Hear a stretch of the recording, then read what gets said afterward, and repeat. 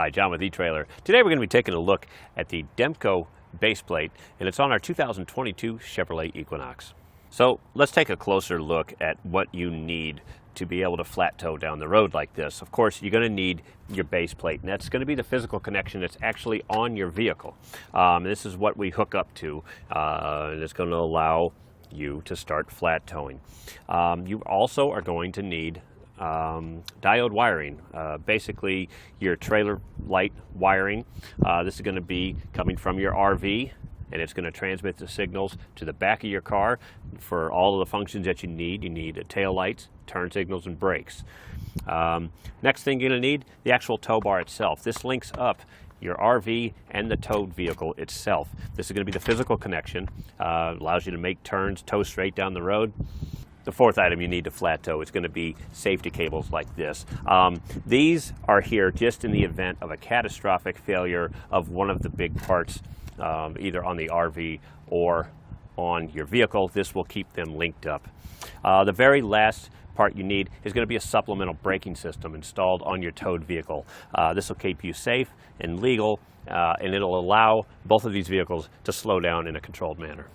So when you reach your destination and you want to unhook, this base plate, much like the other ones, fairly easy. Just unhook your safety cable, and you're going to pull this pin. That's going to unhook, and you can either leave these arms in or, for a clean look, pull them out.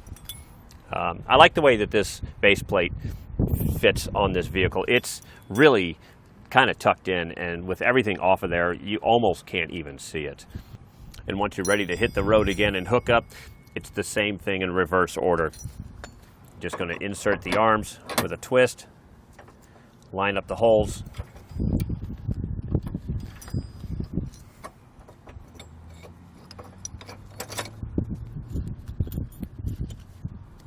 attach your pin,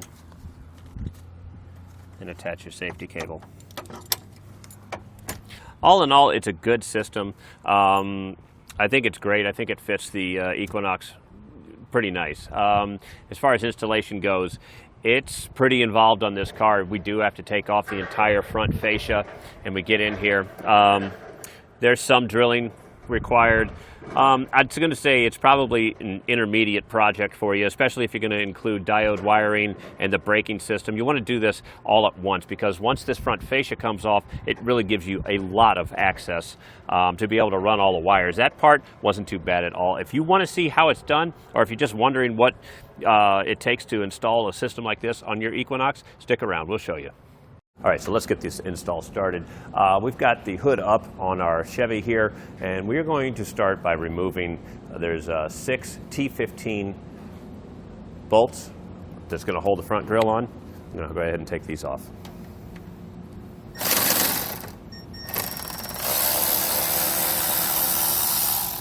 Now we'll come over to the driver's side wheel well, and this is going to be the same as the passenger side. We're going to come to the inside here, and we're going to have some more of the T15 bolts that are holding the inner fender well on. Let's go ahead and get those off.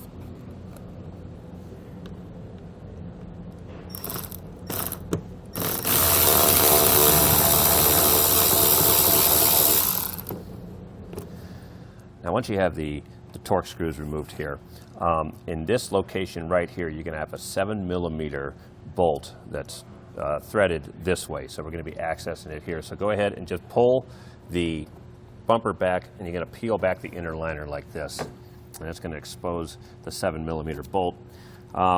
This really is a lot easier to do if you are able to turn your wheel. We're not, because of our type of lift here. We can't turn our wheel, so I'm using a 7mm wrench and a 7mm socket.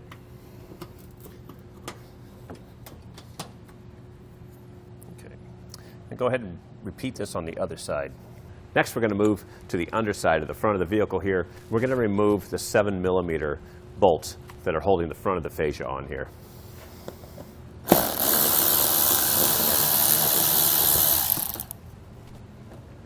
Now on both sides of the vehicle, behind this little flap here, you're going to have one more 7mm fastener that needs to be removed. Now before we pull the front fascia off, we do like to use painter's tape around here. This just helps when we're installing and removing these front fascias. This'll, if something comes up and hits it, it'll keep from scratching the paint. It's cheap insurance. Next, we're going to remove the front fascia. We're going to pull back and out at the same time. Just take your time doing this. So as we're pulling here, on these newer body styles, you're going to have a chrome strip that goes up with the headlights, and that's going to come with your front fascia as well. It's going to be on both sides. So I've got a plastic trim tool here. This chrome strip that goes into the headlights, they need to come straight out. And so just gently work them.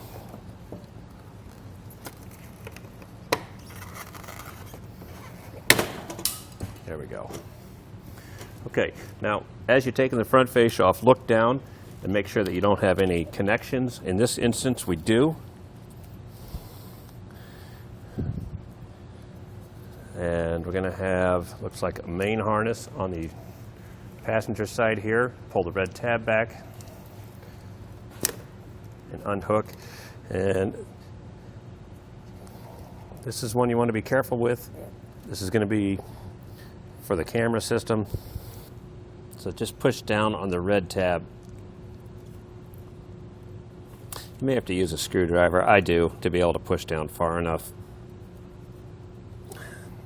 And that'll release this connector. You want to be very careful with this. This is usually for either a backup cameras or some sort of camera system on here, and they break very easily. Once it's disconnected, we'll go ahead and set this off to the side. We're going to remove the driver's side headlight. Before we do that, I'm going to unhook the connector back here for it.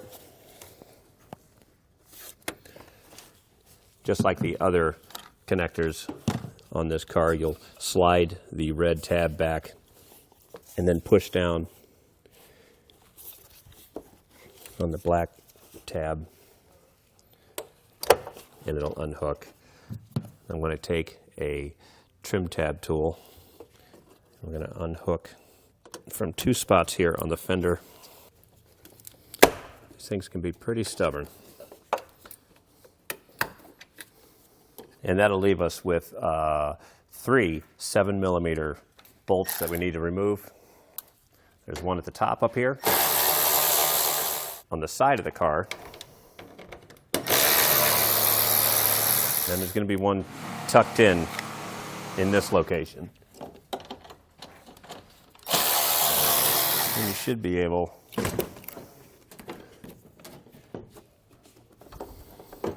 to remove the headlight assembly. We have one more, I just spotted that.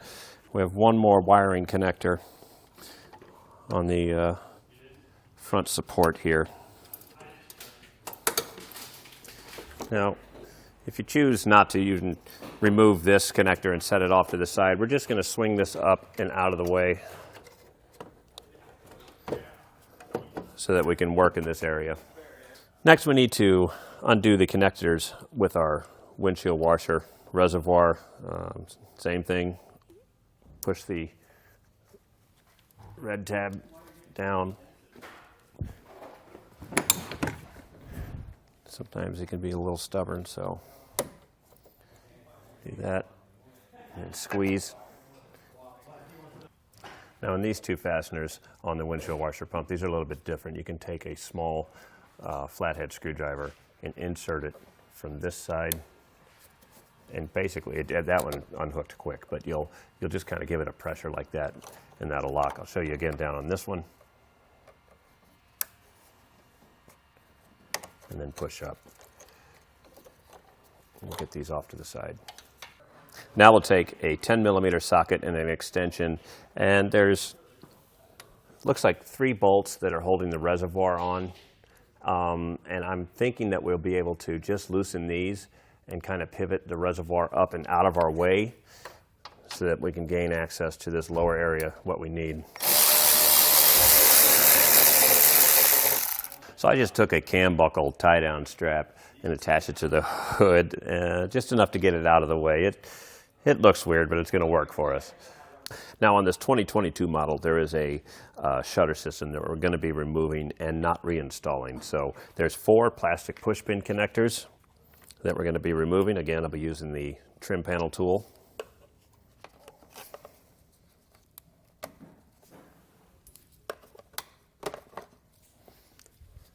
Now we will be reusing these push pin fasteners, so don't lose them.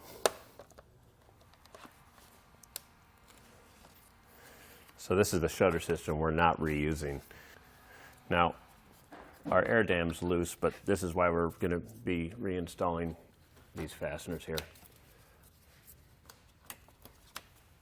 So we need to remove and relocate the air temperature sensor. So for right now, we're just going to remove it.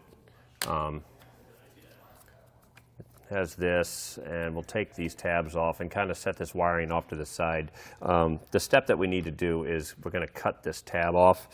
I've just got a pair of snips and just cut it flush, just like that. And then we'll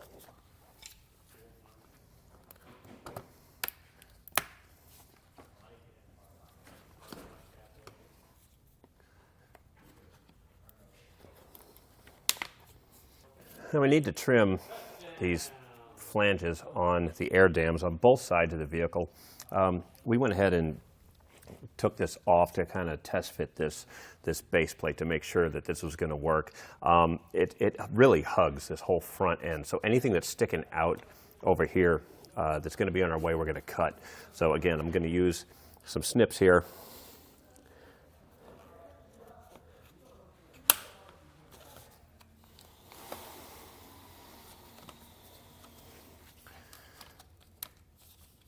So this seems like it's going to work for us. We held the base plate up, and it looks like it's going to clear this turn. So go ahead and do this on the other side. Next, we're going to be holding the base plate up. I took this loose to get it out of the way. The base plate needs to go as far back as you can and as far up as you can. So it needs to be tight at the top and tight at the back. These tabs right here are what we're going to be drilling into. Just wanted to show you before we hold it up and clamp it down. I'm going to be using some welding clamps here, and I should be able to get a good clamp right here. So we mocked the base plate up, and we have it clamped with a welding clamp and then some vice grips, one at the top and one at the back here. And like I said, we want this thing as far back as possible and as far up as possible. This was tough. This side is fitting better right now than the other side. So we're going to drill 2 3/8" holes, one in this hole and one in this hole. So to start off with, I'll use my 3/8" drill bit just to mark a center line.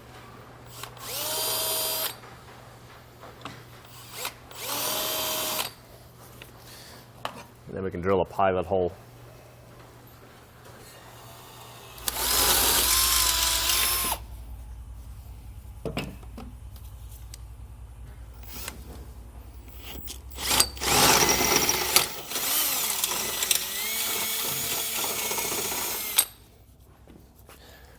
We'll just repeat the process for the other hole here. We'll take some of the hardware included with our kit. These are 3/8" 1" long bolts with nylock washers, and put these in here. This is going to be just to temporarily hold this side while we go and drill the other side out as well. These are 14mm. So I've got a 14mm socket and wrench.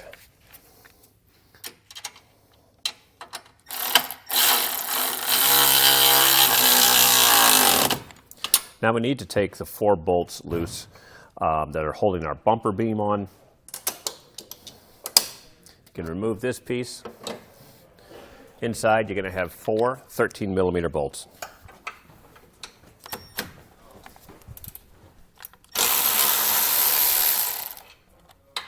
Next, we'll take the plates that are attached with our kit, that come with the kit. They mark them clearly. That's great. They have one for driver and one for passenger. And these are going to slide in between your frame and the bumper beam. and then we'll loosely reinstall the bumper bolts that we just took out.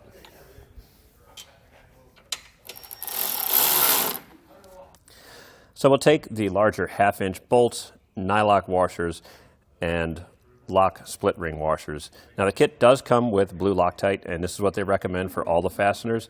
Our kit, for some reason, didn't have the 1/2-inch split washers that it's calling for, so we had to source these out. So hopefully your kit will have them in it. So these larger 1/2-inch bolts will come in here.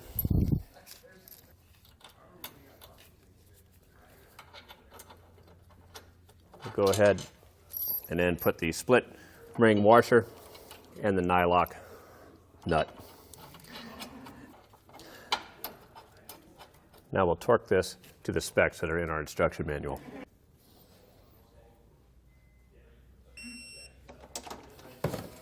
Now we previously installed these loosely. I'm going to use the Loctite that we got in our kit, and we're going to run these in and torque them to the specs that are in our installation manual.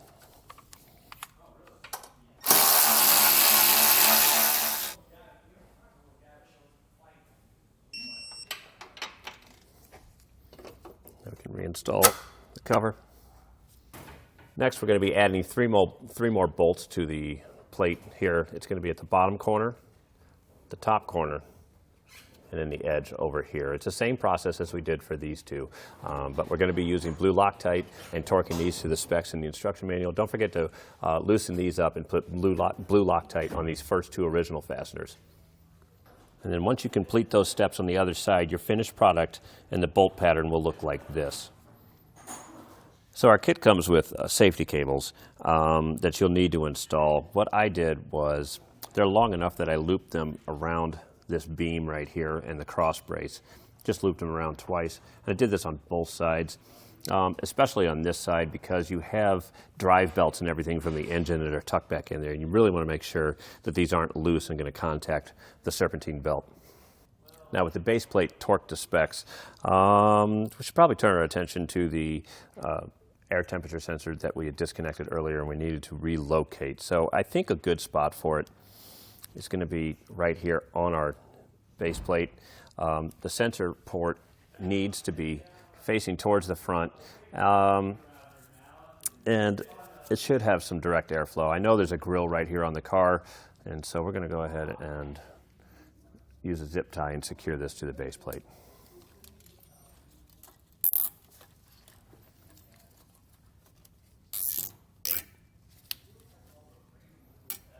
So with the air temperature sensor mounted and the base plate on, if you're doing this and you need diode wiring and you need a braking system, now's a great time to do it before you put everything back on. You just have better access under the hood.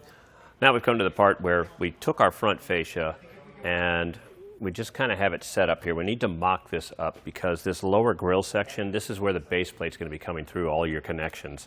So we marked off some of the locations that we're going to be trimming. And it's always best to cut a little bit, and then you can always cut more later. So these plastic grills on the Equinox, they cut pretty good with these shears here. You can use just about anything, except scissors. But these work pretty good to come in here and cut. And for the rough cuts, we'll just snap these. We can always come back and clean these up later. But this is at least going to give us an idea of what kind of access we need. So we're just taking our time here, and it does look like any other trimming that we have to do, we can do from up here. So now would be a good time, before you go any further, to revisit the connectors that we had unplugged over here. I'm going to go ahead and plug these in and continue reinstalling the fascia, and if I need to make any more cuts down here, I will. Other than that, it's basically just reinstalling all the fasteners up on top, on the sides, and underneath, and you'll have this base plate done. And that was a look at the Demco base plate on our 2022 Chevrolet Equinox.